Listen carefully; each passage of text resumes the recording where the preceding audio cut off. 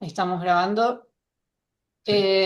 Bueno, estamos acá ya con nuestro invitado de hoy del ciclo de charlas que estamos organizando desde la Diplomatura de IA aplicada al arte multimedial de Laguna Multimediales. Y estas charlas buscan complementar bueno, los contenidos que estamos viendo durante la diplomatura, pero también la idea es abrir un poco también a la comunidad en general, a quienes estamos pensando en estos temas, de nuestras prácticas artísticas, que puedan ser parte, que podamos compartir en el marco de la diplomatura y para eso, bueno, invitamos a una serie de personas que trabajan de distintos, abarcan el tema de los modelos de IA de distintas maneras. En este caso estamos con Ángel, que específicamente es artista y que agradecemos mucho que esté hoy acá. Él ahora se va a presentar, va a compartirnos su obra. Vamos a tener la oportunidad de hacer un recorrido por su obra, por su práctica. Y al final vamos a poder hacer consultas, así que lo que recomendamos es que si quieren escribir en el chat las preguntas que les van surgiendo y después las vamos a retomar, o si las quieren anotar para no olvidarse. Ahí está Federico haciendo Sí, está probando a darme una cuestiones cosa. interactivas de algo. Y lo interesante de que se sume Ángel también es que, bueno, hoy estamos quienes participan de la diplomatura, pero también, como decía, bueno, se están sumando personas específicamente a la charla. Y, y bueno, en el marco de la diplomatura estamos por entrar ya a lo que es el proyecto integrador, en donde nos estamos empezando a preguntar cómo sumar a nuestra, o sea, cómo es que sumamos a nuestra práctica artística modelos de inteligencia artificial desde una perspectiva crítica. Y ahí creemos que está bueno el diálogo con Ángel por su visión y también porque, bueno, actualmente Ángel está con una obra en Fundación Adriani y algunas de la diplomatura ya la visitaron o estuvieron leyendo de qué se trata, estuvieron viendo imágenes y me imagino que quienes se suman por primera vez también conocen un poco su obra, así que está bueno también eso, ese proceso que venimos haciendo. Eh, bueno, y creo que sin más les dejo con Ángel y acá estamos por cualquier cosa. Bueno, Mecha, gracias. Isha, también gracias. Bueno, la verdad que es un lujo poder tener esta invitación para compartir varias cosas que son parte, digamos, de mis procesos acá con todas y todos los que están sumándose ahora. También les agradezco tomarse el tiempo bueno, de acudir acá a esta presentación. Bueno, mi nombre, como dijo Meche, es Ángel, soy un artista, soy ecuatoriano, vivo acá en la ciudad de Buenos Aires hace 7 años. Tengo una formación múltiple y la última o la cursada lo que estudié, digamos, que más configuró la práctica que hoy tengo es una maestría, que es la maestría en artes electrónicas de la UNTREF y y que al mismo tiempo fue un punto de partida para otro tipo de búsquedas, ¿no?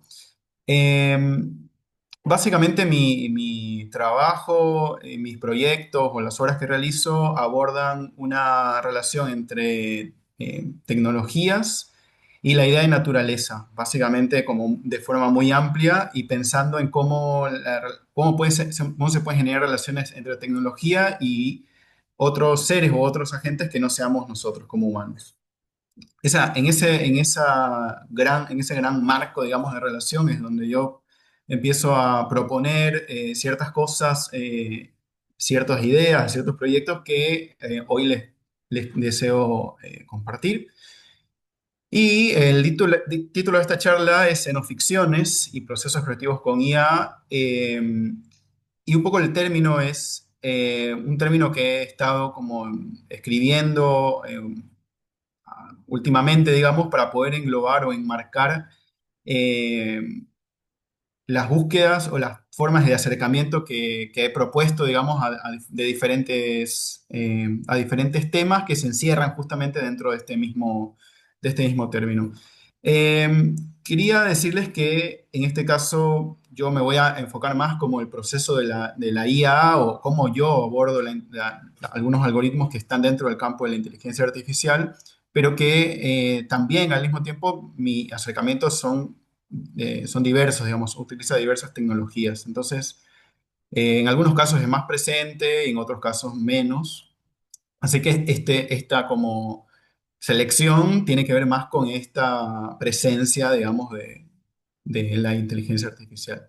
Eh, el concepto de xenoficciones existe en realidad, es como un subgénero de la ciencia ficción, pero a mí me interesa como retomarlo para pensar en esta idea de la alteridad, básicamente, como de lo otro o lo ajeno o lo extranjero, que es como un concepto amplio también que de alguna manera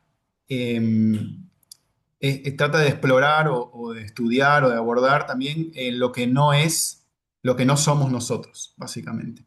Y a partir de ese lugar, de lo que no somos nosotros, pensar cómo ese cualquier otro u otra puede imaginar o puede actuar o agenciar de algún modo, ¿no?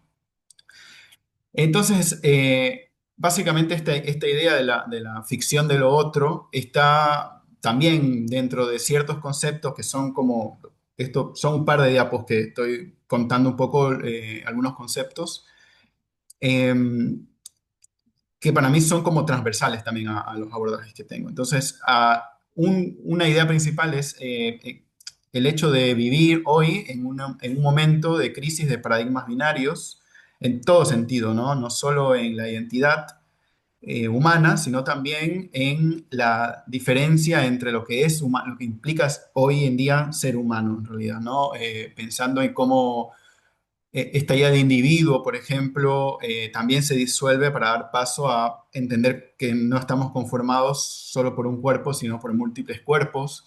Pensar la idea de lo vivo también como algo que ya no es estático, algo que en su momento también tenía claridad sobre qué es la vida y qué es la muerte, y hoy en día mucho de la biología también y de algunos estudios en este campo muestran justamente que ese límite comienza a borrarse y obviamente también la idea de lo natural que está bastante en crisis sobre su relación o su antípoda que es lo artificial, ¿no? Entonces, estos paradigmas que también se desplazan al espacio y el tiempo, como las escalas de espacio y de tiempo que nosotros habitamos que comienzan a cambiar, digamos, ¿no? Comenzamos a pensar en cosas que o son movimientos que parecerían que duran miles de años o millones de años y ahora parecen más rápidos.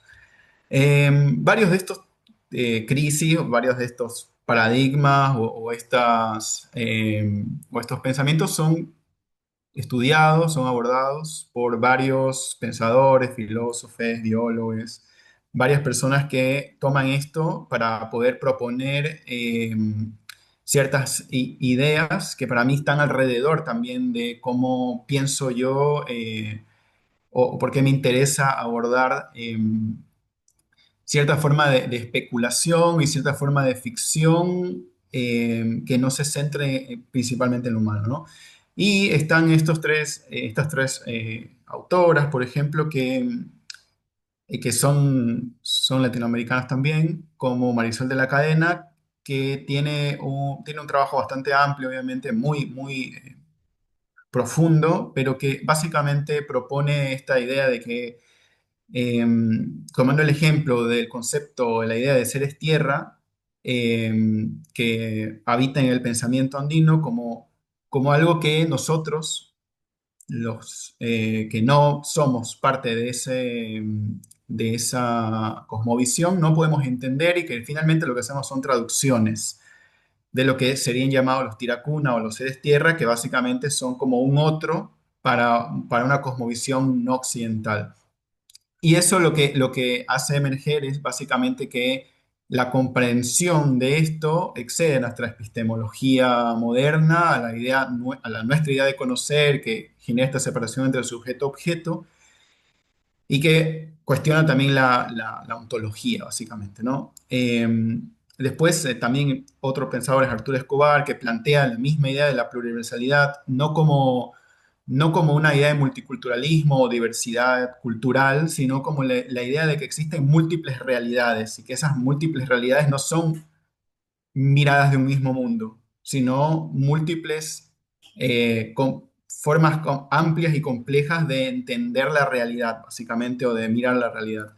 Y ese, a mí me parece como muy también transversal pensar en algo que rompa un poco con la idea de ciertos lugares, a lo mejor que a mí me han resonado históricamente en la vida, como pensar cosas que son inacibles, ¿no? Como por ejemplo la idea de la cuarta dimensión de Carl Sagan, como cuando él trata de explicar cómo acceder a la cuarta dimensión, y esta idea de la cuarta dimensión pensando en nuestra tridimensionalidad, digamos, en la realidad, pero en realidad esa idea que él plantea está muy cercana a la idea de reconocer digamos, reconocer la existencia de múltiples realidades y de múltiples universos, digamos, ¿no? Bueno, que al final también es retomado por este otro autor que se llama Eduardo Viveiros de Castro cuando habla del multinaturalismo como oposición al multiculturalismo. Es mucho más complejo esto, obviamente, pero bueno, quiero solo retomarlo para mencionar esta idea también de- del mismo pensamiento de lo plural, digamos, en relación a las realidades. En ese sentido, entonces, la xenoficción o la ficción sobre lo otro sería como un método, como una especie de metodología que de alguna manera trato de articular para imaginar posibles agenciamientos, diálogos o escenarios de otras entidades o de otros seres, ¿no? Y la noción de inteligencia artificial, que es bastante también debatible en todo sentido, o sea, toda la construcción alrededor de esto, para mí es también un medio para encontrar ciertos paralelismos, lecturas o predicciones como con otros sistemas, ¿no? Con otros sistemas de predictivos también que existieron previamente a esta idea de la IA. Y algo que también cruza todo el trabajo o los proyectos que les voy a comentar es la idea de indeterminancia, sobre todo visual, que producen las redes neuronales artificiales generativas, que para mí tiene una relación directa con esta forma derretida o esta forma más disuelta, digamos, de estos mismos conceptos, pero que a nivel visual genera esta sensación de que algo no es definido, ¿no? Como también el pensamiento más amplio, lo no binario. Y esto finalmente es como una idea también que la quería compartir sobre la forma en la que trato de pensar yo la inteligencia artificial como concepto, en el sentido de que es ampliamente conocido que opera sobre una base, o los algoritmos sobre los que opera están basados en una idea muy racional y matemática y lógica de entender la realidad o de la descripción y la taxonomía del todo, digamos. Eh, por lo que una otra forma de pensar otra IA que no sea racional es justamente una de las búsquedas, ¿no? Como pensar un sistema que no tenga inteligencia simbólica, por ejemplo, sino que tenga inteligencia con otro tipo de semiótica en su sistema o en su contenido. Y para poder como llegar a una idea sobre eso, lo que una de las propuestas, una de las ideas alrededor de eso es pensar cómo la morfología o los cuerpos de determinados seres que no tienen un lenguaje para poder expresarse como nosotros, pueden expresarse de cualquier forma, digamos, a través de este propio cuerpo o esta propia morfología, pero que eso no es descifrable, digamos, directamente para nosotros. Eh, Así que ahora les quiero comentar algunos proyectos. Yo los separé, digamos, una separación un poco operativa, pero que también me sirve un poco para pensar posibles búsquedas más dirigidas hacia un lugar o hacia otro en especulaciones geológicas en unos casos y en otros casos en especulaciones interespecie. Eh, y quería empezar con este proyecto que se llama Visiones del Fungiceno, que lo desarrollé en el 2021 y en el 2022, donde ya venía trabajando explorando, digamos, un tipo de red generativa que utiliza bases de datos a partir de transferencias de aprendizaje para poder como aprender, entre comillas, patrones de imágenes que yo le propongo en una base de datos, que es las de tipo StyleGAN, y lo que empecé a trabajar es en cómo pueden generarse diferentes tipos de morfologías de alguna especie, ¿no? Y comencé a trabajar, bueno, ya estaba muy, muy involucrado en lecturas y en otros trabajos que involucran el universo de los hongos, básicamente. Y comencé a trabajar acá les comparto sin audio esto, y comencé a trabajar justamente con algunas especies de setas o de hongos basidomicetos que habitan, digamos, en la región de Argentina y de países cercanos de Sudamérica.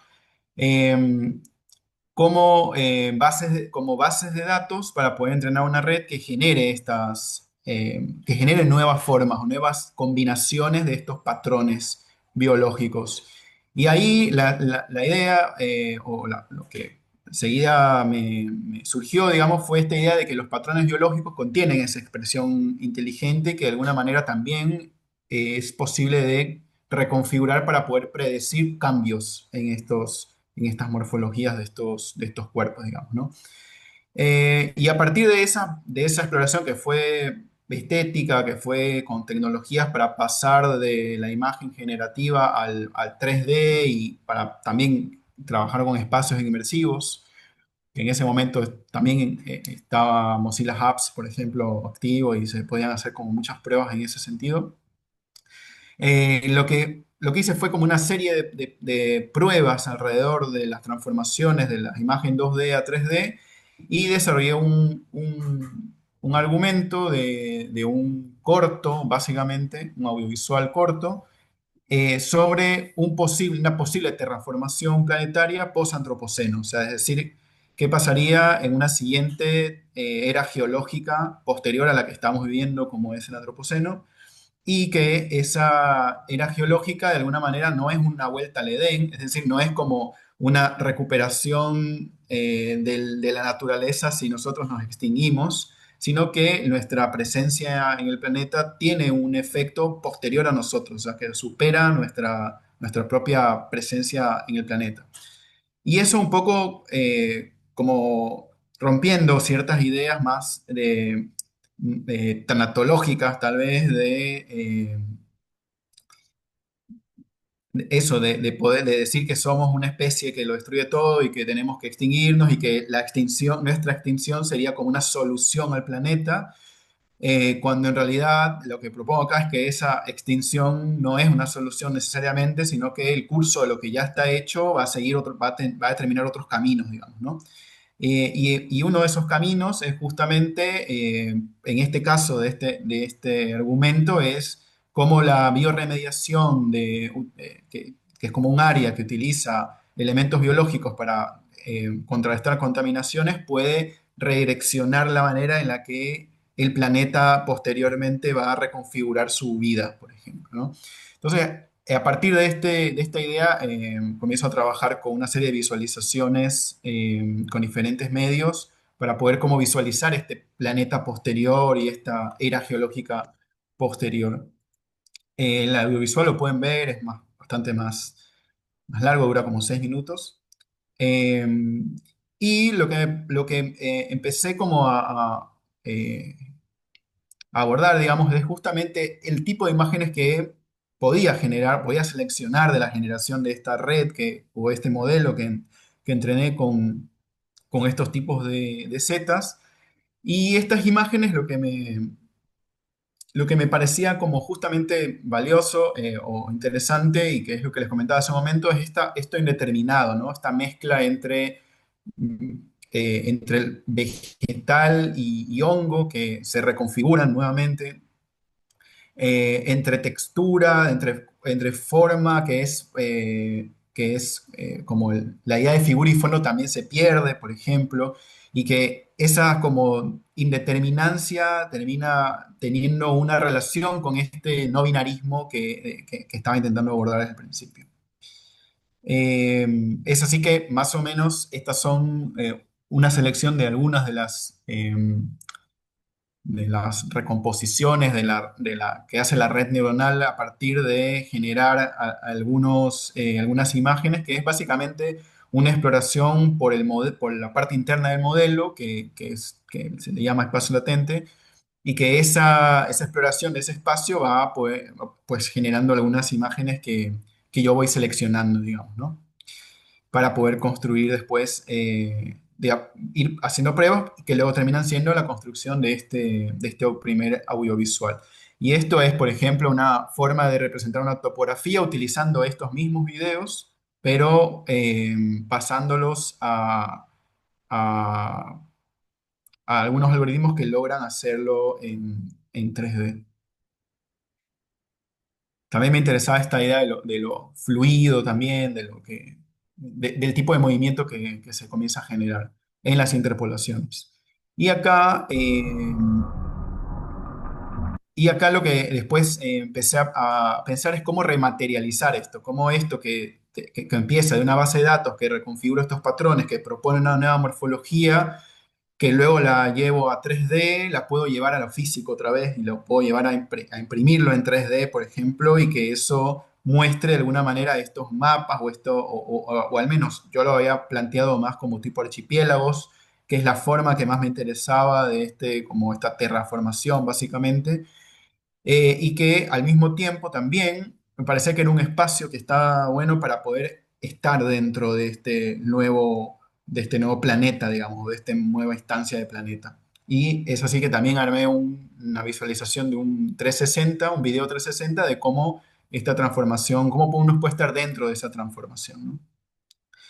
Después, una fase posterior de este mismo proyecto fue trabajar justamente en la versión del audiovisual sumado con el video 360 y también con estas esculturas de estas morfologías de archipiélagos, digamos, de esta terraformación.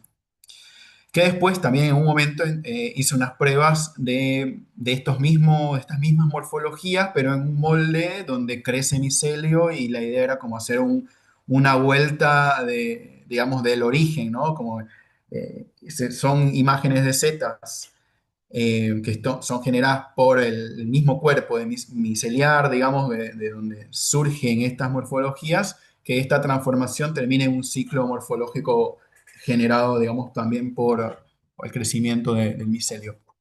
Eso fue un prototipo que terminó en ese punto. Eh, bueno, eso es como este primer proyecto en el 2022. Después seguí como abordando también otro proyecto más, que este proyecto es también en el 2023, se llama Fragmentos de la Selva y básicamente empieza a partir de una lectura sobre unos avistamientos, unos hallazgos de unas formaciones geológicas que se encontraban en una región del Amazonas de Brasil que se llama Acre, que fueron avistadas hace unos 40 años y que mostraron a partir de la deforestación de ese lugar cómo en realidad había una civilización previamente en toda esa zona que fue deforestada y que por lo tanto se podía observar, ¿no? O sea, como este mismo signo de la deforestación acelerada o violenta mostró la aparición de estos elementos. Lo que empecé a hacer fue a buscar estos elementos, a ver dónde se ubicaban y comencé a hacer un trabajo de búsqueda extendido, digamos, en Google Maps, como, nada, para mí también era como bastante meditativo, digamos, estar buscando estas morfologías y irlas encontrando realmente a través de un mapa, digamos, satelital y que eso se pueda finalmente capturar y construir una base de datos a partir de estas capturas y la geolocalización que tienen estos puntos, que al final cuando estuve averiguando sobre cómo eran estas sociedades, quiénes los hizo, para qué lo hicieron, no hay información real de esto. O sea, no existe como una información que cuente sobre qué realmente, qué función tenían, para qué existían, por qué todavía siguen ahí y, y qué relación tienen con este lugar, ¿no?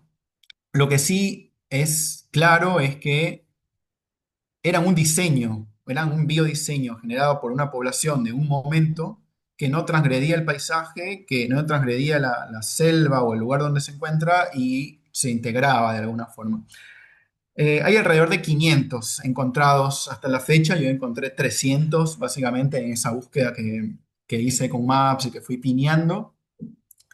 Eh, y lo que me interesaba era cómo a partir de esa forma humana construida por una sociedad que no conocemos, pero que sí podemos como reconstruir a partir de otras sociedades vecinas, también hay la posibilidad de quizás reconstruir algo de ese conocimiento o algo, más que conocimiento, o algo de esa visión del mundo a partir de un sistema que aprenda a generar la forma en la que se generan estas morfologías y aprenda a generar nuevas de estas morfologías.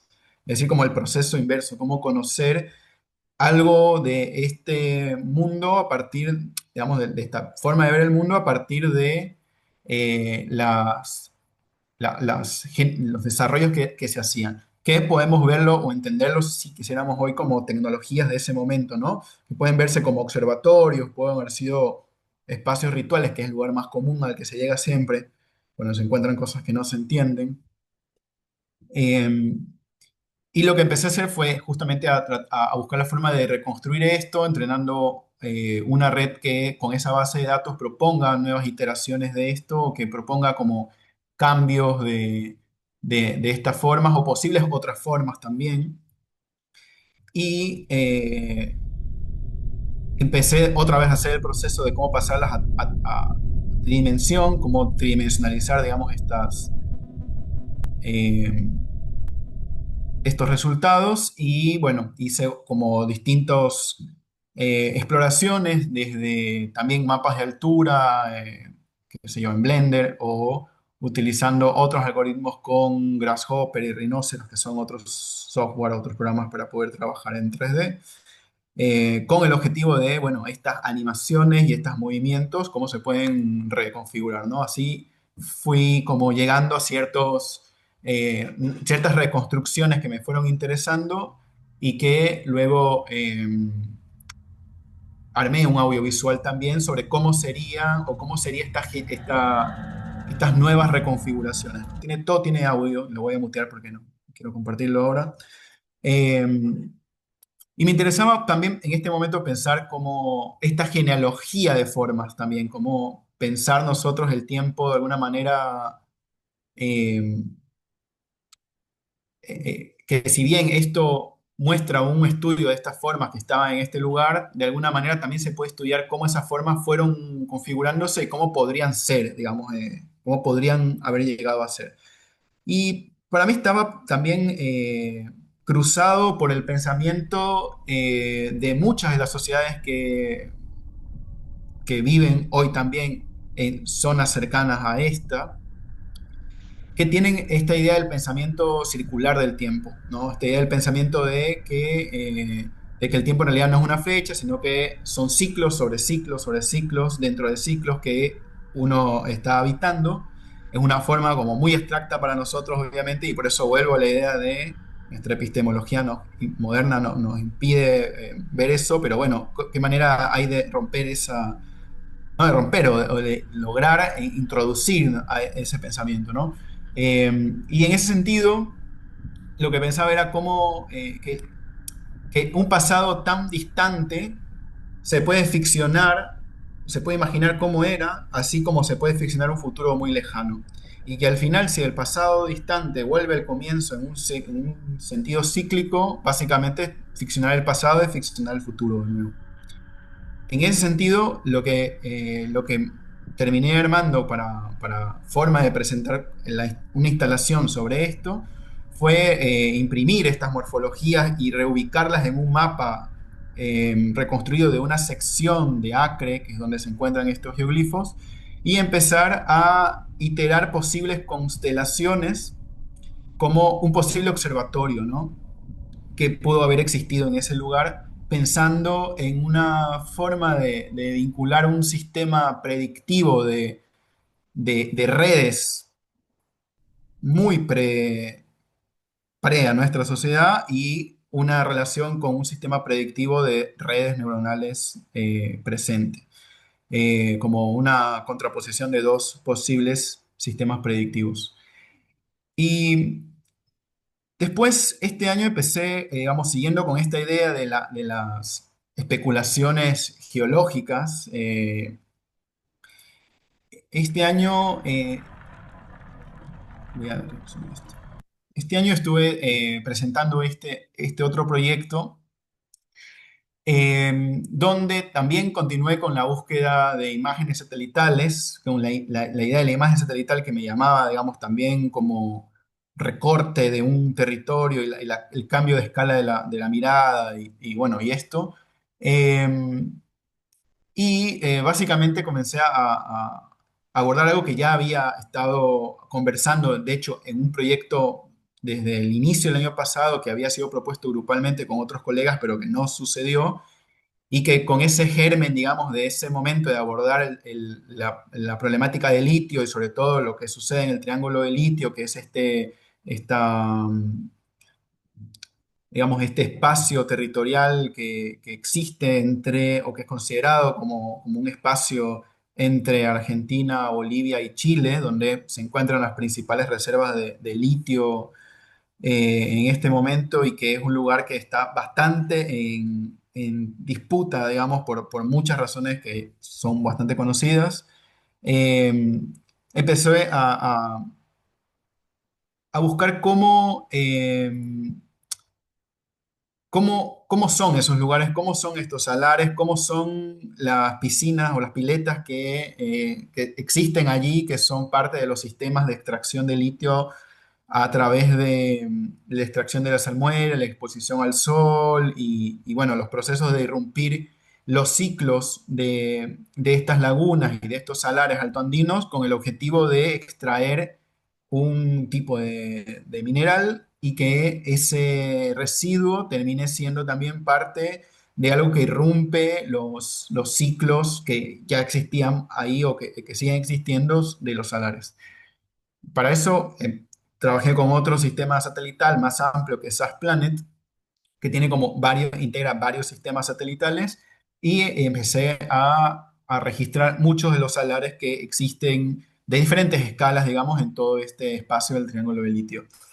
Eh, y en principio, claro, a mí lo que me interesa también es esta imagen también de lo indeterminado, en cierto modo, en relación a qué estadio del ciclo del salar se encuentra acá, que obviamente como una persona que no está en este campo, eh, comencé a estudiar o investigar cómo son los ciclos y cómo se puede observar eso, cómo se puede visualizar y cuándo es un salar y cuándo es una de estas piletas que también tienen unas morfologías en algunos casos similares, digamos así, ¿no? Y lo que empecé a ver es los mismos lugares en diferentes estadios de tiempo que iban cambiando y uno podía ver el ciclo, uno puede ver ese ciclo, o sea, puede ver que en ciertas épocas de meses inclusive, pues aparece la salmuera y luego en otros momentos aparece solo la sal, que quedan como una especie de cerros de sal. Y en otros casos no vuelven a aparecer más, o sea, directamente se secó la laguna y quedó una montaña de sal que no volvió a ser laguna hasta la fecha. Y esto pues tiene toda una explicación sobre cómo se dan estos procesos adentro, digamos, de este sistema de lagunas y salares. Y me interesaba también pensar cómo la sal tiene una presencia acá, cómo tiene una agencia eh, como cuando uno, no sé, lo asocio como cuando uno piensa en plagas, ¿no? Cuando algo se convierte en plaga en algún momento de la historia y se vuelve algo que se evita o se convierte también en algo que se quiere controlar o se quiere dejar de lado. Y pensaba como en la sal como parte de este ecosistema y como siendo una especie de agente que también tiene un lugar, tiene un comportamiento, tiene sus propios ciclos. Claro, lo que empecé a trabajar es, de nuevo, con una, una base de datos, recogiendo de estos salares, una base de datos de casi 1.000 imágenes de estos salares en diferentes estadios, o sea, comprende los diferentes estadios de estos salares y lagunas también. Eh, y con eso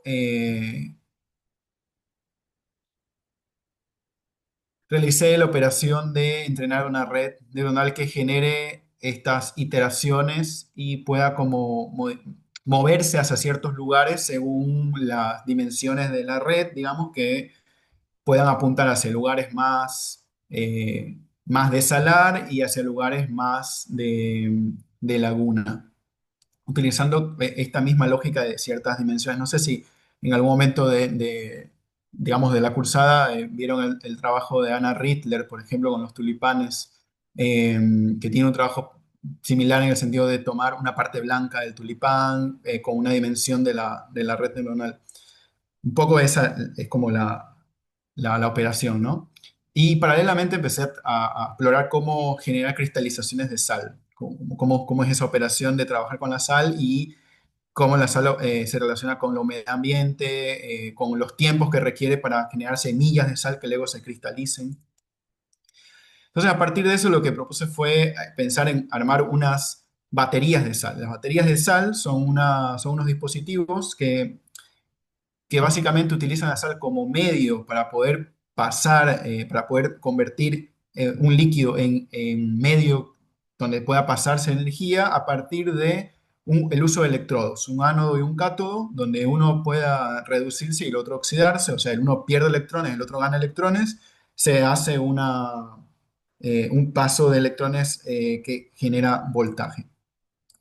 Eso es tipo algo que no es difícil, digamos, de entender, es algo como muy, muy posible de explorar también y de ver como las posibilidades que pueden existir de realización, pero mi interés era que la sal se convierta en un medio que responda también al ambiente, que vaya convirtiéndose lentamente en cristales, o sea que el cambio de tiempo haga que la sal tome una forma que reduzca el líquido, el medio, y ese medio desaparezca y se transforme finalmente en cristal, como la forma de extraer algo y que termine en algo parecido a la forma final en la que terminan los salares también, en su estadio de salar, por ejemplo. Y acá les quería compartir que, por ejemplo, para el diseño de estas fuentes, que ahora les voy a mostrar, lo que hice fue usar una morfología 3D y aplicarle una de las imágenes de estos mismos salares generados y que esa imagen transforme la morfología de este objeto 3D que luego se transforma en una fuente, que luego fue impresa en 3D como un molde y que luego ese molde se utiliza como base para hacer eh, otro molde, o sea, para hacer, digamos, un objeto que sea de otro material. En este caso, bueno, idealmente quería hacerlo de arcilla o de otros materiales y lo terminé haciendo después de muchas pruebas de cemento. Y acá están los electrodos de zinc y de cobre que después utilicé para conectarlos acá e insertarlos y que sean este medio, ¿no? Es así que, bueno, termino como haciendo estas tres fuentes, que son baterías abiertas de sal, que tienen esta relación con el entorno, digamos, con la humedad y eso, que tiene una variación no, digamos, no tan impactante de alguna manera, pero de alguna forma la idea de que esté abierto y que permite este proceso de cristalización también es para mí parte importante de esta relación, ¿no? Así que lo que propuse acá es que esta batería de sal sea levantada por un microcontrolador a partir del microvoltaje que genera, generalmente entre 0 y 1 voltio, en realidad en 0 y 0,5 milivoltios, pero que genera unas variaciones en el tiempo que pueden ser sensadas, pueden ser logueadas en un documento y que luego pueden ser levantadas por un sistema que extrae imágenes de una red y esas imágenes que extrae están, o esos seeds que va extrayendo de la red, están en relación a la información de voltaje que tiene estas celdas.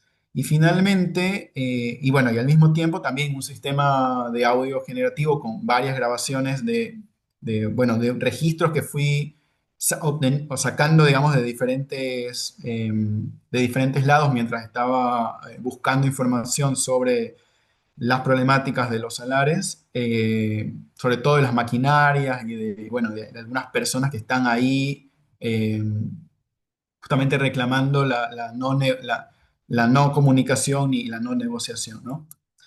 Eh, Así que finalmente, bueno, este es un plano de montaje. Finalmente, este fue como quedó el resultado del montaje de la instalación, que son eh, estas tres celdas. Se comunican, tienen sus electrodos conectados al microcontrolador, pasa la información a la red y extrae la información. Después acá la visualización es como esta revisualización satelital de nuevo con la escala de tamaño y los posibles visualizaciones de estos otros salares, digamos, ¿no? Eh, Esto fue parte este año también de una muestra en Fundación Andriani. Y esto les quería mostrar que, bueno, fue un fail primero hacerlo directamente con nada, la sal con agua corroe completamente el cemento, así que no me servía para los tiempos que necesitaba de cristalizar. Había utilizado un impermeabilizante que no era lo suficientemente fuerte, así que después volví a hacer otro impermeabilizante que permitió que el proceso se termine, digamos, para la parte de la cristalización, que terminó de esta forma que está acá, ¿no?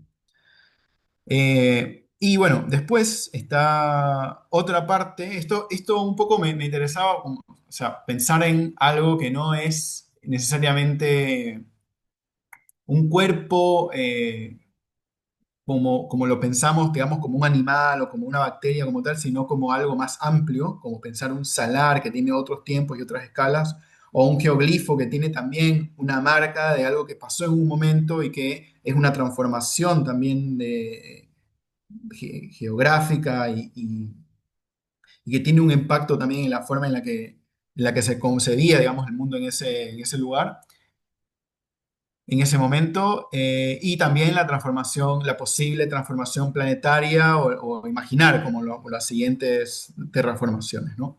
Después hay otra como rama, básicamente, o otros acercamientos que también empecé a explorar, que son más de la idea de lo interespecie, es decir, como otras formas de vida teniendo un tipo de agencia o comportamiento que tienen una relación con otra, que en este caso podríamos hablar principalmente eh, de nosotros interviniendo de alguna manera una lectura, interviniendo de una forma para obtener alguna lectura que permita como escuchar o mirar o leer algo en términos de comunicación de un otro, ¿no?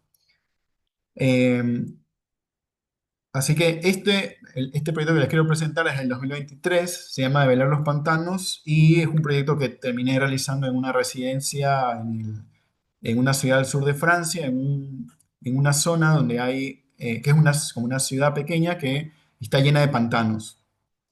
Y la ciudad o gran parte de la ciudad está atravesada por la vida de los pantanos. Entonces hay como mucha fauna, muchos ecosistemas muy específicos que están como muy en la vida cotidiana de esta población y que básicamente era como algo que me parecía muy ajeno, digamos, a la forma en la que he concebido yo no sé, los lugares donde he habitado, básicamente, ¿no? Eh, para no extender tanto como todo lo que implicó este proceso de la residencia y todas las actividades que realicé ahí, Lo que finalmente terminé como explorando fue cómo algunos, cómo ciertos recorridos que fui realizando alrededor de esta zona iban cambiando muy rápidamente para mi criterio. O sea, yo iba, no sé, fui 2 veces por semana, 3 veces por semana durante un mes y básicamente habían muchos cambios que eran generados por la misma subida y bajada de estos pantanos que tienen como esta forma de canales de agua. Son un tipo de humedad, obviamente, que sube y baja y que transforma también la manera en que se mueven los ciertos vegetales, cómo llegan unos vegetales, cómo se van, cómo caen ciertos árboles, cómo se agrupan ciertas aves, y eso, aunque sea el mismo lugar, va cambiando como muy dinámicamente, ¿no? Y entre eso hay había cierta situación donde otras especies, principalmente líquenes, que estaban en los árboles, que estaban en el piso, que estaban en piedras, estaban como habitando diferentes lugares, también caían, morían, se formaban parte del compost de la tierra y volvían al ecosistema que estaba. Y era como un ciclo como muy evidente, digamos, ¿no? Para la velocidad de lo que estaba sucediendo para mí, al menos. Y lo que empecé a hacer es recolectar varios de estos líquenes ya secos o muertos, o ciertas ramas que también tenían, bueno, conjuntos de líquenes o grupos que estaban formando parte de la corteza, digamos, distintas especies de líquenes, obviamente. Y lo que empecé a hacer como a explorar básicamente qué otras vidas quedaban en esa vida que ya parecían no estar viva. Explico como, bueno, está un líquen, un cuerpo de líquen que fue parte de un ecosistema del árbol que cayó y luego ya no está vivo, pero ahí están habitando otras vidas que son más del orden de microorganismos. Y entonces lo que comencé a extraer microorganismos de los líquenes muertos para poder visualizar cómo crecen, digamos, en cajas Petri con cultivos y empezar como a visualizar como, hacer como unas visualizaciones como de capas de profundidad que tienen que ver con lo vivo, ¿no? Con algo que estuvo vivo y que luego se sigue transformando. Entonces, en ese proceso también, varias de las cosas que hice fue, les quiero mostrar esto.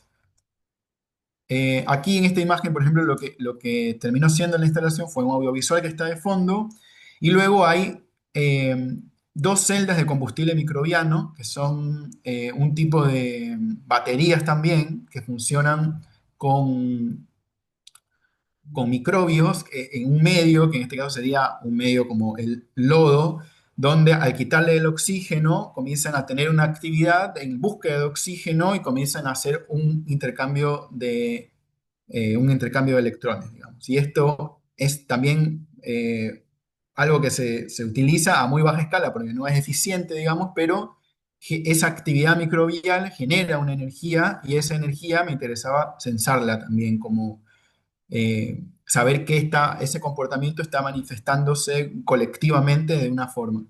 Y eso fue lo que utilicé para poder mover de alguna forma, quiero mostrar esto.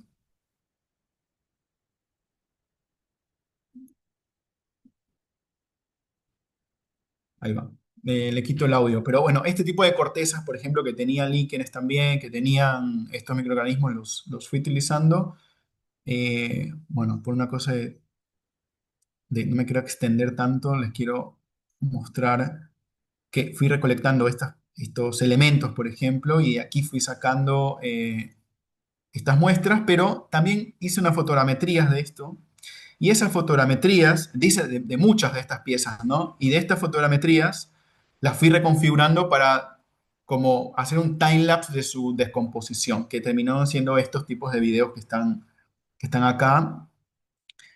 No están hechos con IA ni nada, son como fotogrametrías que luego son intervenidas para poder observar como sus posibles transformaciones, digamos, ¿no? Como una especie de timelapse de esos micro ecosistemas que serían contenedores de líquenes y de bacterias. Y parte de eso fue justamente esto que les muestro acá, que fue utilizar algunas fotogrametrías o escaneos 3D de estos espacios donde obtuve estas mismas muestras y que esos espacios se representen digitalmente y que puedan moverse o puedan como tener sí, un desplazamiento visual, digamos, a partir de la energía o a partir de la actividad que tienen estas células microbianas. Em, y se veía algo así como esto que está acá, que son estos como más espectros de ese espacio que tienen ese movimiento a partir de esta agencia, ¿no? Y para eso también hubo una parte en la que estos líquenes, en microscopio, digamos, los fui explorando y empecé a utilizar como una base de datos de todos estos líquenes que fui recogiendo y tomando fotografías de microscopio para poder entrenar una red y observar qué pasa con la transformación de estos, eh, de estos restos de cuerpos de líquenes que fui encontrando, digamos, en estos recorridos, en estas exploraciones. Un montón de info. Y acá finalmente les quería mostrar este otro proyecto, que es el proyecto que está ahora en Fundación Andrián y que sé que con la Diplo fueron a hacer un recorrido por los 3 pisos, por las muestras que estaban, ya no están, fueron hasta la semana anterior. Eh, Básicamente acá lo que quiero contarles es sobre esta última instalación que em, lo que básicamente terminó siendo una serie de exploraciones o una serie de búsquedas, terminó en este formato básicamente con el objetivo de cómo un cuerpo que esté vivo un agente vivo puede de alguna manera también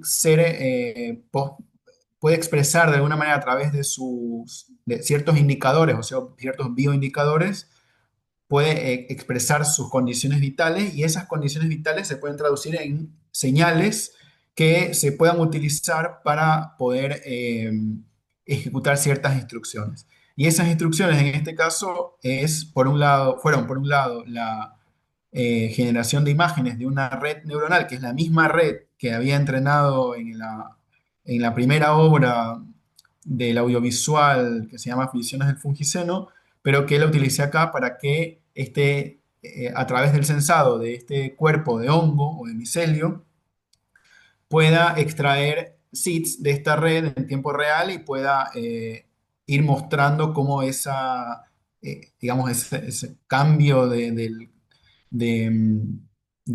las condiciones de vida, digamos, de este cuerpo tiene cierto impacto. Eh, Ahora les voy a explicar cómo, porque es medio como abstracto esto, pero eh, después había un audiovisual que había organizado que tiene varias escenas y la idea o la idea fue en ese momento, o sea, yo lo fui viendo cada tanto, pero tampoco podía cumplir casi que el objetivo que estaba planteado acá, que era que esas transformaciones en realidad se pueden ver en la medida en que uno va asistiendo eh, con una frecuencia bastante alta a la visita de esta instalación, donde esos cambios en la temperatura y en la humedad del cuerpo de micelio que está acá se ven reflejados en el lanzamiento de clips de video que muestran las siguientes partes de una película que está como oculta a la vida, en relación a la vida que tiene este cuerpo acá. Em, Esto obviamente tuvo sus etapas de crecimiento, de fructificación, de reproducción, por decirlo así, de que fueron un par de ciclos y luego dejó digamos, de existir en los ciclos más de fructificación y continuó con sus ciclos más internos para sostener un poco también las condiciones que les permita tener, digamos, hasta el final. Esto que ven acá en realidad es una escultura que es biodiseñada. Esta imagen la mostré acá porque, digamos, Hasta hace poco estoy trabajando en un laboratorio de la UNTREF, que es un laboratorio de biopoéticas y nuevos materiales donde se realizan biomateriales y entre esos también está la exploración con materiales a partir del cultivo de micelio y bioimpresiones, pero esta obra básicamente surge o es posibilitada también por una residencia que inicié este año en el C3, que es el Centro Cultural de la Ciencia, para una muestra que se llama Universo Fungo.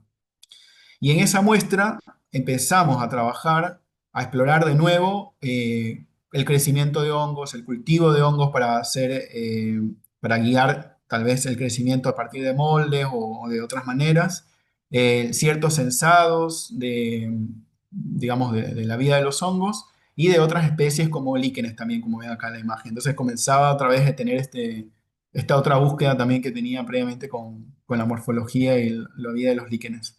Y en esta residencia empecé a hacer como mucha de esta exploración de crecimiento y de imagen 3D. Eh, y estas son algunas de las pruebas de crecimiento que después terminaron en esta escultura, que es una escultura que diseñé en 3D, que luego la convertí en un molde que se imprimió en 3D. Y dentro de estos moldes que están acá, lo que hice fue verter una mezcla de semilla de trigo con micelio y un sustrato de crecimiento para que puedan cultivarse fuera de la luz y con una humedad y temperatura controlada para que luego genere esta situación de crecimiento de este cuerpo, ¿no? Que es con lo que genera la escultura. Y luego, luego el siguiente paso del desarrollo de esto fue que la escultura se coloque dentro de una incubadora, de una fructificadora en realidad, eh, y esa fructificadora mantenga las condiciones para que el proceso de fructificación pues, se dé de la manera más óptima posible y que mientras eso suceda se esté haciendo un sensado de la temperatura, de la humedad y el CO2 contiene, eh, que contiene la cámara, digamos, ¿no? Esos datos son pasados a un modelo de una red generativa de Stalgan que va pudiendo extraer, digamos, eh, a partir de ciertos seeds, ciertos cambios en las dimensiones, y esto es pasado a Touch Designer. Y Touch Designer es un software que seguro varios le conocen, pero es un software que permite operar sobre visuales, video, sonido.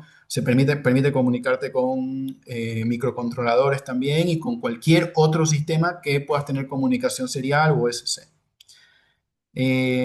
Así que bueno, utilicé este sistema para finalmente aplicar un tipo de filtro a este tipo de imágenes que ven acá a la derecha, que son las que genera la red, pero que me interesaba que, bueno, esta baja definición también se amplíe un poco a partir de una aplicación de un filtro, ¿no?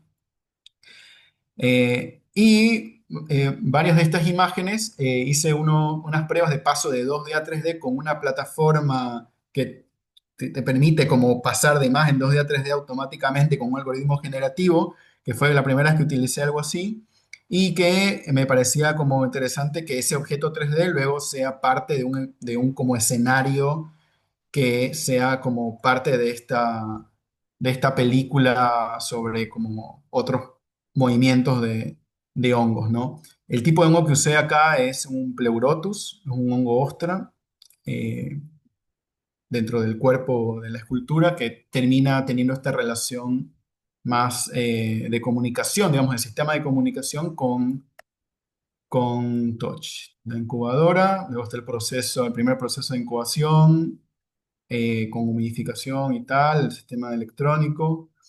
eh, y, y bueno, esa es una última foto de la fructificación. Eh, Antes de abrir para poder conversar o para, digamos, también hablar, tal vez sus impresiones, sus comentarios, preguntas, lo que ustedes quieran. me interesaba esto, como compartir algunos procesos, tratar de hacerlo como muy concretamente, tratar de pasar una pasada muy como rápida, digamos, también por ciertas cosas, pero, pero lo que al menos creo que en esta instancia de trabajo, digamos, la exploración es cómo generar un sistema donde un sistema generador de imágenes no sea como comandado por una persona, sino que esté integrado a un sistema donde la generación se dé a partir de la agencia de un otro que no es humano, que al principio fue trabajado mucho con una propuesta más audiovisual o propuestas más audiovisuales y que después mi exploración va por generar justamente formas de un tipo de sistema que comunica esta posibilidad o genera esta posibilidad de comunicación entre la agencia de un tipo de una forma de vida específica, como de un hongo, de un grupo de microbios o del comportamiento de la sal, con un sistema que genera imágenes y que esas imágenes están en relación a ese manejo o esa agencia que tiene estos otros seres, ¿no? Así que, bueno, eso es lo que les quería presentar. Espero que se haya compartido. Y bueno, quedo abierto si alguien quiere comentar algo o lo que quieran.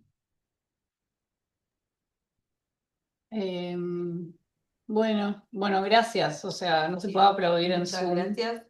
Increíble esa presentación, increíble los procesos que abriste y que nos compartiste. Muy generoso también. Eh, Sí, Gracias. sí, sí, muy completo también desde la técnica y todo el pensamiento que hay atrás. La verdad que es un honor y en serio, gracias. Qué bueno que estés acá y que estés pudiendo producir y generar todo este contenido de obra y todo este pensamiento que creo que suma un montón en este contexto. Y bueno, la idea es, tenemos media hora, seguramente hay muchas dudas, creo que está bueno que nos animemos como nos salga a compartir algo. Son todos elogios. Al Sí. principio es como, bueno, pero eh, sí, la verdad que es tremendo tu trabajo. Eh, Gracias, chicas. Sí, lo que quieran compartir, no sé, alguna cosa, yo igual, nada, yo no sé bien qué abordajes también en la diplomatura a lo mejor resuenan un poco con esto que les compartí ahora, de alguna manera pueden encontrar alguna relación o algo que tal vez los lleva a otro lugar, no sé, un poco que también... digo, pueden ser como posibles búsquedas que a lo mejor resuenan con alguna de ustedes. Y algo que me interesaba un poco abrir, tal vez para otra oportunidad, es un poco más como cómo es el proceso detrás de armar esto, ¿no? Pero bueno, una cosa por tiempo, lo que creo que sepan es que hay todo un proceso muy caótico quizás, ¿no? Por más que quiera ser ordenado, termina siendo algo que no tiene orden y un poco en el tiempo yo al menos voy abrazando eso y voy pensando un poco cómo también el pensamiento proyectual eh, en un cierto momento me fue como cagando la cabeza también, ¿no? De pensar un poco el resultado antes de dejarte llevar por el proceso y dejarte llevar por el proceso creo que es un aprendizaje que se tiene solo cuando se hace algo que tiene un proceso y que uno entiende que va entendiendo después a posterior cuál es ese proceso, ¿no? Y que también está bien como reflexionar en torno a eso, justamente, que a veces no tiene mucho que ver con lo que presenté, pero saber que dentro, digamos, de eso hay como unas cosas que quedan resonando de un momento que luego se despliegan en otros momentos muy posteriores y que son procesos bastante no lineales también, ¿no? Como cosas que uno se repite todo el tiempo en ciertas búsquedas u obsesiones y no sabe cuándo aparece una manera de que eso también esté presente. Eh, yo lo digo como parte de los procesos, ¿no? de trabajo. sí, Fede. Bueno, Ángel, copadísimo lo de la presentación esta de interespecies, el intento de charla. Me resuena muchísimo porque en mi contexto yo trabajo en una escuela técnica, aparte de las actividades artísticas. Yo estoy trabajando en el laboratorio de química, trabajamos con hongos, trabajamos en electrónica, con Arduino, Raspi, todas esas cosas, pero nunca había visto una interacción donde uno busca censar o tratar de dialogar con estas especies para encontrar algo más con algo que no sea humano, para encontrar, digamos, un diálogo con algo no humano. Eso cambia un poco el paradigma del trabajo, donde uno intenta a veces explotar a los hongos para que sean productivos o para que sea un objeto de consumo, y acá vos estás generando una creación con belleza, con arte, que realmente lo que ves en el proceso de empezar con las primeras pruebas hasta ver en fundaciones el dispositivo de creación terminado, ver el vaporizador para controlar todas las variables, tener el dióxido y todo eso, que son las cosas que hacemos en el laboratorio, pero nunca se nos ocurrió, digamos, nunca lo trabajamos desde un lugar de arte o de belleza o de tratar de intentar un diálogo como metáfora de buscar otros diálogos a veces con personas que quizás no. Ujú. Sí, sí. Pienso en esto cuando se habla de la intersección arte, ciencia, tecnología, que es, ¿no? O sea, que digo, ¿dónde aparece eso? ¿Cuándo y cómo aparece? ¿Y en qué momentos de la historia va cambiando esa forma de encontrar relaciones entre qué es la ciencia, son las artes, qué tecnologías son las que se involucran también? Me interesa como ese cruce también, por eso creo que también de alguna manera hay de alguna forma esto, yo siento esto cuando uno no tiene mucha seguridad en abordar algo porque lo desconoce y se tira a aprender sobre eso y se tira a decir, bueno, si lo presento, lo muevo o esto es, digamos, no sé, digamos, ¿no? Porque son lenguajes que están emergiendo. Pero dentro de los mismos procesos emerge como esto de como un lenguaje o una retórica de otro lado, como justo las ciencias biológicas, por ejemplo, comienzan a ser más validadas tal vez dentro del discurso de las artes, ¿no? Y por ejemplo, yo una cosa que quiero comentar es que las veces que mostré cosas que tienen algo que está vivo, es como interesante, pero es como bastante cuestionable que sea una obra en algunos casos, y en otros casos no es algo que sea como tan bienvenido en ciertos espacios donde no saben cómo va a terminar eso, ¿no? O quieren que se vea como en la foto, por ejemplo, ¿no? O sea, por ejemplo, esta última, yo cuando les mostré más o menos qué es lo que estaba haciendo, querían que el día de la inauguración se vea de una determinada forma, y básicamente fue una negociación entre algo que a mí no me interesaba que se vea así en la inauguración necesariamente, porque es como un proceso que se tiene que ver en el tiempo, pero pero bueno, para el lugar querían como que tenga una forma de un momento específico, ¿no? Y entender que hay cosas que trabajar con algo que vive es justamente ajustarse a acompañar la vida que tiene eh, con lo que estás trabajando, con lo que estás compartiendo algo, es algo que hay que asumir, digamos, ¿no? No puedo elegir siempre una sola parte de esa vida o ese ciclo de vida con el que estoy trabajando. No sé Sí, lo si me entiendo. explico, pero bueno, eso Sí, termina claro, pasando. el micelio es gigante y la fructificación es una etapa temporal, en un momento, y imagino lo que debe haber sido calcular la fructificación para hacer la muestra.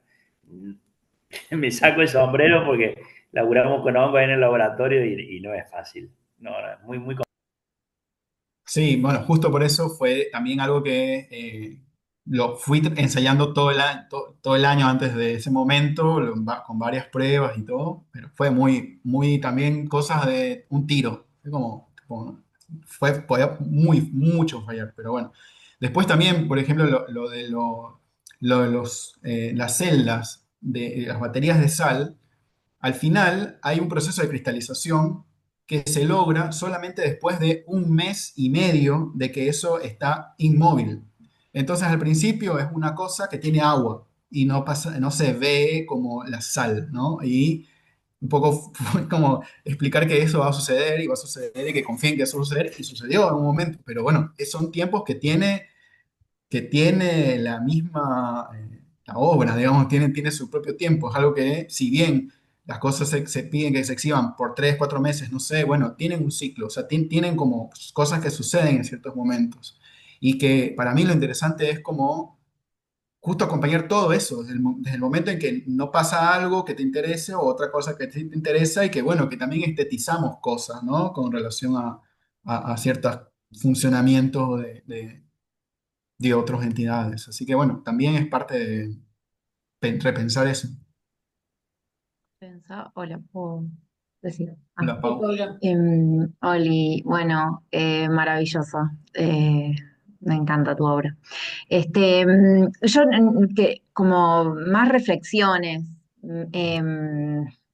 habla como esto de los procesos, venía pensando otra cosa, pero ahora que apareció lo del laboratorio, como el laboratorio es un proceso como de que se va estudiando el desarrollo de algo, ¿no? Y como es de alguna manera algo de las prácticas del laboratorio que están en la muestra, y en la muestra a veces o es algo estático que va colgado, o es algo más efímero que tiene un momento más performático, pero estos tiempos así como que está como desajustado para los espacios expositivos. Pero me quedaba pensando como hay mucho laburo en tus obras, mucho laburo técnico, mucho laburo de investigación.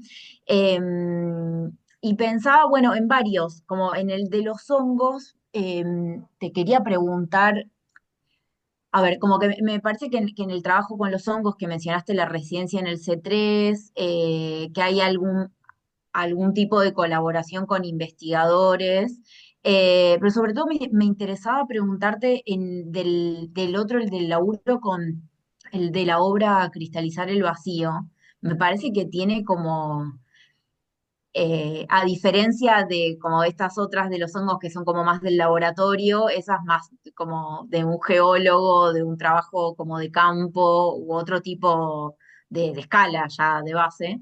Y si laburaste con, no sé, con alguna asesoría de investigadores, porque como que relevaste una cantidad de material que es como que yo dudo mucho que haya semejante repositorio en los estudios que se hacen. Yo no me acuerdo si te había contado del laburo en el Instituto de Geografía en la UBA, y no se manejan esa cantidad de datos. Como que me da la impresión de que a veces como que uno, como, no sé, como que los artistas piensan que no está, que no tienen como un acervo de calidad científica, y me parece que tenés como un material re interesante, y quería preguntarte si lo laburaste con científicos, o no sé, si tenés ganas, me parece que como que tiene mucho Sí. potencial.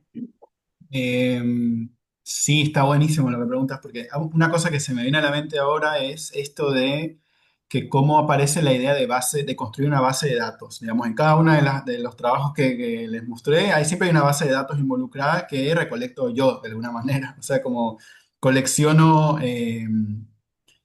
imágenes de algo y esas imágenes se repiten, tienen como sus patrones, tienen sus formas y es la idea de coleccionar ese conjunto de imágenes o ese conjunto de datos que se construya de alguna manera como parte del proceso, pero que pero finalmente eso no termina mostrándose, ¿no? Termina siendo como una parte del proceso.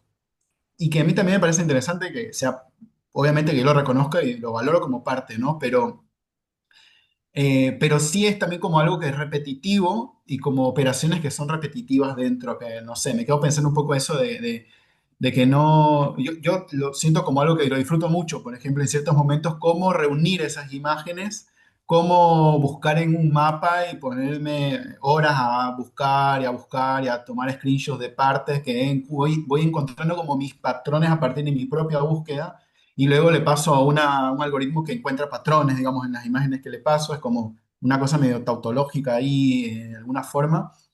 Pero en este caso, por ejemplo, no, para esto específicamente, nunca hablé con un geólogo o con ningún científico, sino que el origen, digamos, de esta obra de la sal y del litio fue una postulación que hicimos con un artista de Bolivia y un artista de Chile. O sea, hicimos un equipo justamente y llegamos a la conclusión de trabajar sobre esta problemática, ya que había que hacer una tripleta, digamos, para presentar un proyecto sobre el agua, por ejemplo. Era una postulación del año pasado que era era en Paraguay de fotografía, pero bueno, era sobre video. Entonces trabajamos ese tema y lo abordamos mucho y comenzamos a cada uno a investigar una parte de esta problemática y a tener varias reuniones de intercambio. O sea, armamos como todo un momento más de, podría decirlo, como de entusiasmo por hablar de esto y de ver que cada uno qué mirada tenía. Luego mandamos el proyecto que no quedó y después, por ejemplo, Oso, que es de Santa Cruz, él armó un proyecto también con el agua, con la agencia del agua de alguna manera y los minerales. Eh, Estaba en ese proyecto Oso Kumari, que es de Bolivia, Claudia Müller, que es de Chile, y bueno, estaba yo, que vivo acá, soy de Ecuador. Pero yo me quedé con como con mucha de esa info que conversamos y a partir de eso fue que armé todo el resto. Pero no, claro, me hubiera parecido en un momento como más interesante cruzarlo, ¿no? Con geólogos, pero me parece que tampoco tengo tanta experiencia trabajando con científicos o con otras disciplinas que no sean artistas. Cuando he trabajado con gente, generalmente son artistas. Entonces hay como esa distancia también creo de alguna forma, ¿no? Y que al menos en este último proyecto que les mostré, que fue trabajado con biólogas en el Centro Cultural de la Ciencia, para mí se cerró un poco más esa distancia y me sirvió mucho para entender también cómo desde la ciencia, cómo hay personas que están en el campo muy de la ciencia, pero que también tienen un lado muy especulativo, muy creativo, muy abierto a cuestionar todo, digamos, lo que saben. Y eso también como en romper ciertos estereotipos me parece que está bueno, digamos, para entrar, ¿no? Así que sí. No, está Eh, buenísimo. sí, así que Acá hay una gracias. pregunta técnica sobre lo interactivo. Pregunta como que no se imagina con qué programas trabajás. Ajá. O sea, ¿cuáles Eh, son los programas más recurrentes en tu proceso y en específico sobre lo interactivo? hay algunos programas. Uso mucho Processing para prototipar cosas, por ejemplo, de imágenes. Después uso mucho el framework de Arduino para trabajar con ESP, que es un microcontrolador que permite como tener sensores y actuadores, que serían como sensores de cualquier tipo, ¿no? Como en este caso de temperatura, de humedad, o de CO2, o de movimiento, o de cualquier tipo de voltaje, etcétera, y que luego actúen sobre luz, sobre sonido o sobre cualquier cosa, pero que también generen estos datos. Eso se consigue con Arduino, digamos, básicamente. Y después, las redes neuronales, o sea, el sistema de redes con el que trabajo se llama Stalgan 2. Y es un sistema que está, digamos, desarrollado por NVIDIA, tiene un repositorio en GitHub y, bueno, está como abierto cómo se implementa, cómo utilizarlo. Generalmente lo que suelo hacer es que para hacer los entrenamientos utilizo Google Colab, que es esta plataforma de Google para poder trabajar con código, pero que te prestan una GPU. Y una vez que tengo el modelo, ese modelo también puedo generarlo desde Colab, pero tengo como un propio desarrollo igual en un editor de código con Python y TensorFlow que me permite generar las imágenes. O sea, es como un generador de imágenes. El generador de imágenes, una vez que está precargado el modelo, se puede, digamos, extraer las imágenes de este mismo sistema y ese sistema lo conectas por OSC para las dimensiones del espacio latente y puedes como jugar con eso. Eso con, digamos, como software, digamos, ¿no? Pero eso es como un software hecho a partir de este desarrollo de Stellarium 2. Y después trabajo con eso. Después, qué sé yo, trabajo mucho con Blender también, como para 3D. Eh, y después está Metashape para el escaneo 3D. Y después, no sé, no Y recuerdo ahora algo más. apareció Touch. Y Touch también, sí, tal cual. Que Touch lo utilicé un poco como una forma de explorar un poco de cómo se utiliza. Ese justo no lo había usado nunca y lo comencé a como explorar. Pero me sirvió mucho para poder trabajar como integrar muchas cosas ahí, ¿no? O sea, Mm, la entrada de la red, la entrada del microcontrolador, la salida de unos videos y la salida de otra imagen y así. claro. Eh, Eso, En la muestra, básicamente. Ángel, trabajando con Raspi, ¿vos haces generación en vivo o reproducciones de video que ya generaste en Colab? En la Raspi, digo la verdad, eso lo probé en compu, pero en la Raspi como tal es como una base de datos que ya existe de la generación anterior de voltaje de las celdas, que hago un data logger de esos datos y los vuelvo a reproducir. Lo que hago es como que ese voltaje que está sucediendo ahí esté mandando una señal para que modifique un poco esa agencia de esos mismos videos que está concatenado justamente a los valores de voltaje que genera la celda. Pero no, en ese momento no lo hice, lo hice ese sistema, se puede hacer en Windows directamente con un GPU que corra, pero lo que me di cuenta, digamos, poco tiempo antes de lograr eso, es que para lograrlo necesito conectar una GPU a la Raspberry, básicamente. Ah, Eso. Entonces, existen unas GPUs que se venden a la Raspberry, pero no iba a hacer eso, así que hice otra Ah, versión con un data logger, sí. es un montón. ¿Y con qué versiones de Raspi puedes laburar? ¿Con la 4 te va o necesitas un poquito más? Con la 4, con las 4 y Open Frameworks. Sí, ahí utilicé Open Frameworks. Ujú. 4, con 8 o con 4 te tira. Con 8, con 4 no. Con 4, con 8. 4 sí, Raspi 4 con 8 y Raspi 5 también tengo. De 8 también. Así que eso. Eh, bueno, y acá estoy viendo el último mensaje que sí, la interdisciplinaridad es imprescindible. Sí, totalmente. ¿Tienen alguna duda más? ¿Alguna consulta o pensamiento para compartir?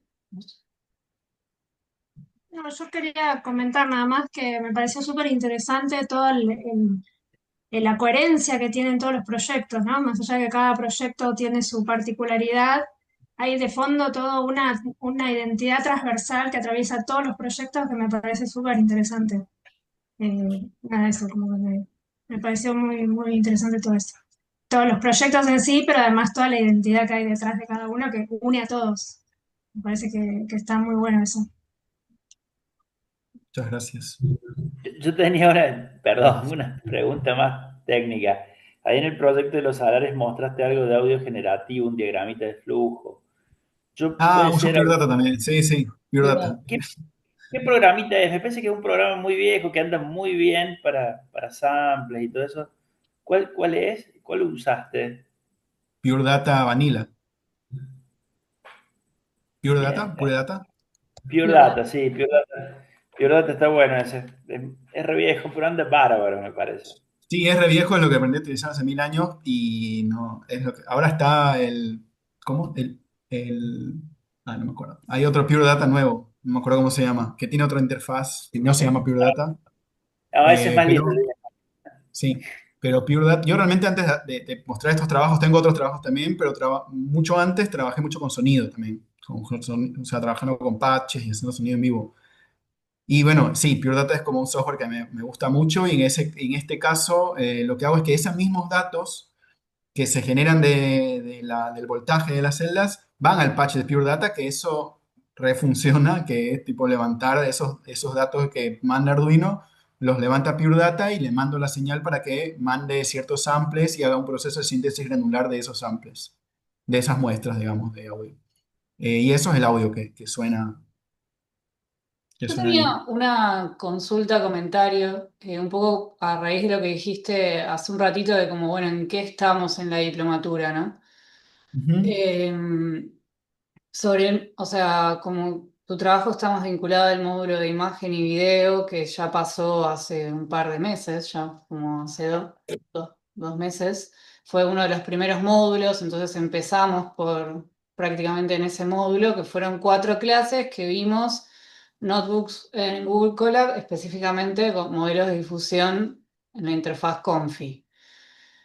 Y vos, en particular, no trabajás con modelos de difusión, sino con modelos previos, ¿no? Que son los modelos GANs, que los hemos nombrado como un poco más a nivel historiográfico de la historia de los modelos de IA. Entonces, también me resultaba interesante que, bueno, como invitado a este ciclo de charlas, sos un artista que no trabaja con los últimos modelos que son los que se usan en la mayoría o creo que no encontramos modelos GANs en las interfaces hoy, tanto privadas como más open source o abiertas. Entonces ahí yo quería como preguntarte, primero comentarte que acá en la diplomatura hemos hablado muy poco de ese modelo, o sea, yo por haberlo estudiado sé que funcionan distinto, ¿no? Pero quería preguntarte, como ahora con el avance de los modelos de difusión, o sea, vos encontrás una metodología de trabajo específica, trabajás a partir de una base de datos, en los modelos de difusión también se pueden trabajar con bases de datos, hacer entrenamientos, crear loras, hacer como tener mayor como injerencia sobre estos modelos y también estamos generando imágenes nuevas. Entonces, ¿cuál es tu postura sobre usar modelos GAN? Si es porque empezaste por ahí, quedó como tu metodología o caja de herramientas, digamos, con la que trabajás, o también hay una posición que no te llegue a usar ahora los modelos actuales de difusión. Eh, Está bueno, porque sí, yo siento que no tengo muy clara la respuesta con respecto a eso, pero una parte de mí sí, como creo que cada modelo, cada algoritmo, cada sistema que genera imágenes tiene hoy como, sí, tiene una salida visual claramente definida también estéticamente, ¿no? O sea, indefinido lo indefinido, básicamente.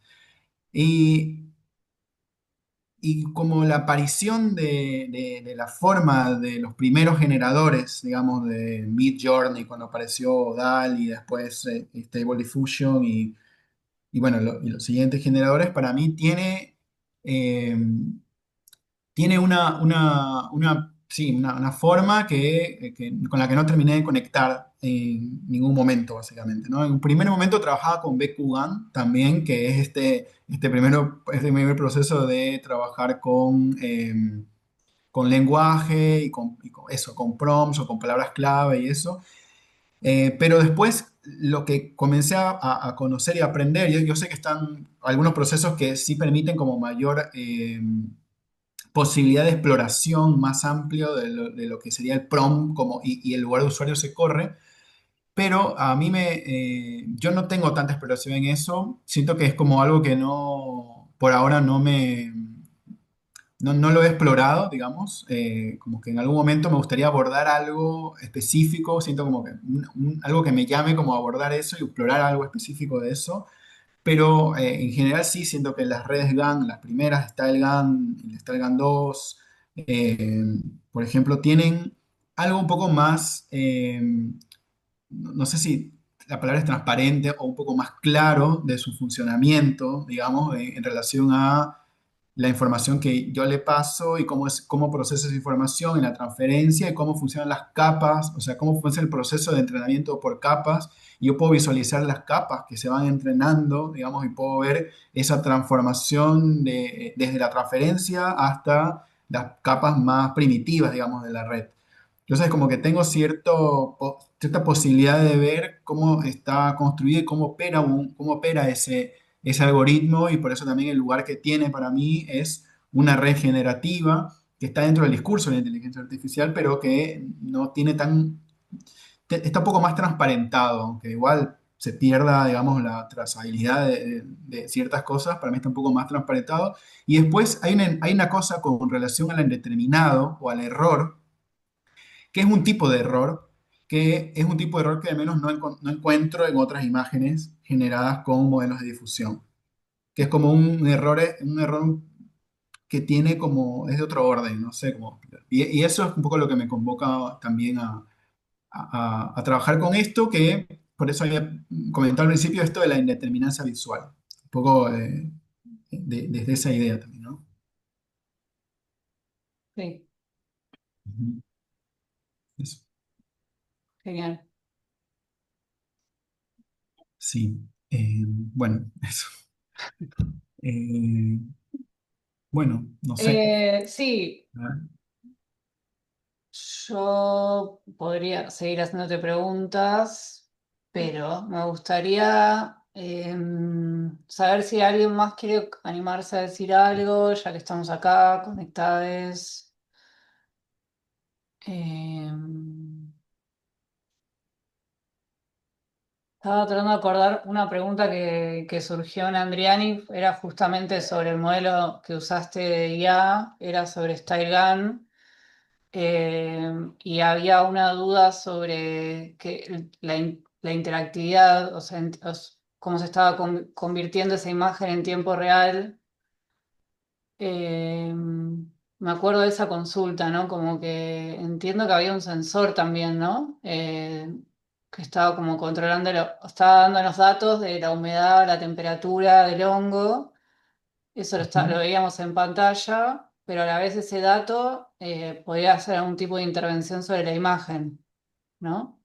Sí, sí, Y la así duda pasaba. era si esa intervención era en tiempo real o si había sido como pre-generado.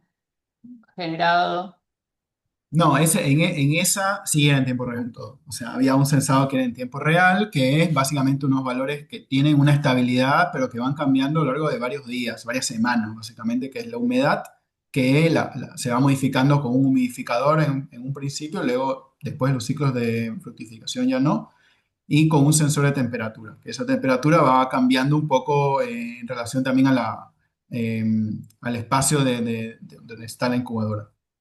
Y esos valores se triangulaban de alguna manera, se hacía un promedio para poder mandar esa información a este programa compilado de StyleGAN, porque eso corre en CUDA y tenía una máquina ahí con una tarjeta, una compu gamer básicamente, estaba Sí. en el case donde están las pantallas. Entonces todo está procesado en un solo centro de cómputo que era una máquina que tenía touch y touch estaba recibiendo de este software compilado de StyleGAN, estaba recibiendo la información que le llegaba al software por OSC y al software le llegaba por Arduino, básicamente. Lo que hace este software es tomar la red y centralizar las dimensiones de la red en 5 puntos. Digamos, tiene 512 dimensiones, si es de 512 o 1024. En este caso, una imagen de 1024, pero yo centralizo en 5 dimensiones. Y esas dimensiones son como áreas de la imagen que se pueden transformar. Yo lo que estaba trabajando era justamente con apuntando diferentes áreas de la imagen que generaba la red, básicamente. Pero como hay una comunicación por OSC, digamos, no hay ningún problema Ahí va. de hacerlo en tiempo real. Sí. Esa era una duda existencial que teníamos ahí. ¿Eso se está transformando en tiempo real? Y Sí. no entendíamos bien cómo ahí. Bueno, por lo menos yo ahora pude visualizar más el sistema. Ujú. Eh, bueno, yo me quedé con la sensación de que es enorme el pensamiento y la reflexión que hay atrás de la obra de Ángel y cómo todo lo que es el proceso de modelos con IA también siento que las preguntas terminaron yendo por otro lado, ¿no? O sea, yo pregunté de Style Gun, pero podríamos haber seguido pensando y reflexionando sobre el resto que compone a la obra y en un punto es un poco lo que venimos pensando, cómo los modelos de IA entran en un momento del proceso de obra de Ángel y para algo muy particular, ¿no? Y también hay una postura, tanto desde qué modelo usa, como pensar por qué en relación al resultado de la imagen, qué control tenemos sobre esos modelos. Y también creo que lo interesante es que tiene su propia base de datos, ¿no? En general. Eh, y ahí creo bueno, que por ahí esto nos da información sobre cómo nosotros vamos a pensarnos trabajando con modelos, que creo que termina siendo más importante lo que tenemos para decir que usar un modelo de IA, eh, ¿no? Que es como, que quizás, nada, es como la tendencia, ¿no? Bueno, está trabajado con IA, se le pone foco a la obra, pero acá toma relevancia todo el resto, digamos, y eso es bastante impactante, la verdad. Eh, Bueno, Mecha, gracias. Yo lo que pienso, digamos, esto lo conversamos también, creo, contigo hace unos días, es esto de, hace un rato también, esto de que no, que en algunos casos es central, para ciertas obras es central el uso, digamos, o es el centro, porque la obra trata sobre ese tema de una forma, digamos, central, sobre el medio, cuestiona o reflexiona sobre el medio y en algunos otros casos es parte de un ecosistema, de un sistema, digamos. Entonces a mí más me llama como cómo esto tiene un lugar dentro de un sistema que propongo en una instalación, por ejemplo, o es una parte del proceso, que es importante igual, porque tiene toda una intención, tiene todo un trabajo, digamos, como hablamos en las bases de datos, pero que tiene procesos posteriores de manejo de eso que emerge de ahí, que se pone en un contexto que un poco es pensado o es como también creado para esos resultados, ¿no? O sea, como yo sí no sé, pero cuestiono mucho esta idea digamos, de la ingeniería de prompt o algo así, que donde escribes un prompt y aparece una imagen y eso específico, digamos, es un acto como creativo, digamos, y creo que entra en un lugar de debate gigante, muy sí, infinito, pero bueno, eso me parece como, no, yo no lo siento como distinto a aplicarle un filtro o a utilizar un algoritmo generativo previo a una red neuronal y que eso sea sí, parte de, ¿no? Como, siento claro, que siempre como medio está, para mí, en mi caso, está integrado a un sistema. Ahora, después también hay obras que trabajan con específicamente la exploración del medio y también son válidas, pero a obvio, mí me interesa como esta integración. sí, sí, se siente un montón eso. Eh, bueno.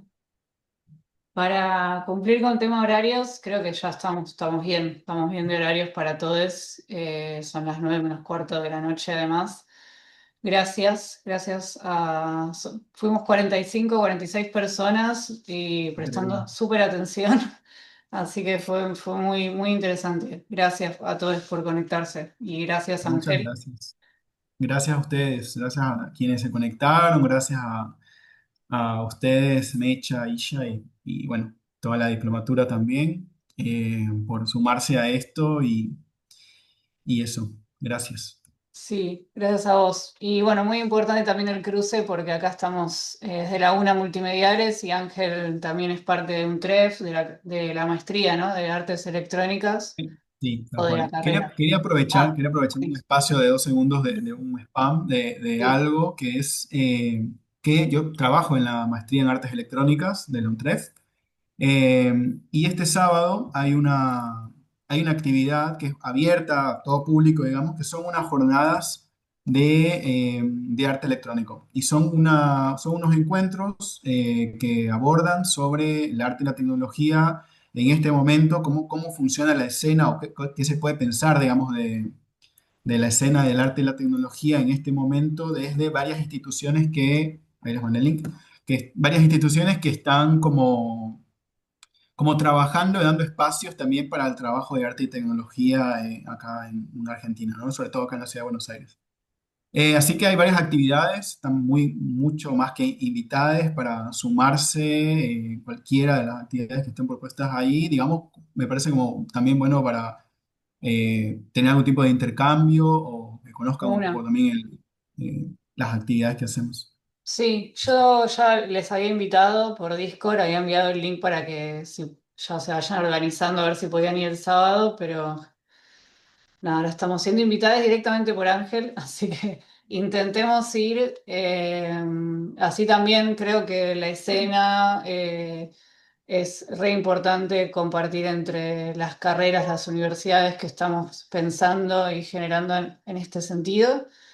Así que este es uno de los primeros cruces y espero que se sigan dando. Eh, y bueno, yo voy a ir el sábado, así que quienes vayan, nos vemos ahí presencial, que también está bueno para salir de la Sí, virtualidad. obvio. Sí, nos encontramos los quienes quieran el sábado. Sabemos que Está es la buenísimo. Marcha del Orgullo, que es el Día del Orgullo el sábado, así que vemos cómo nos dividimos con todo, pero quienes podamos vamos a estar en todos lados. Bueno, buenas noches y hablamos, nos Sí, vemos. eso, gracias a todos. Chao, chao, gracias. Chao, Adiós. buenas noches. Ah, chum, chum.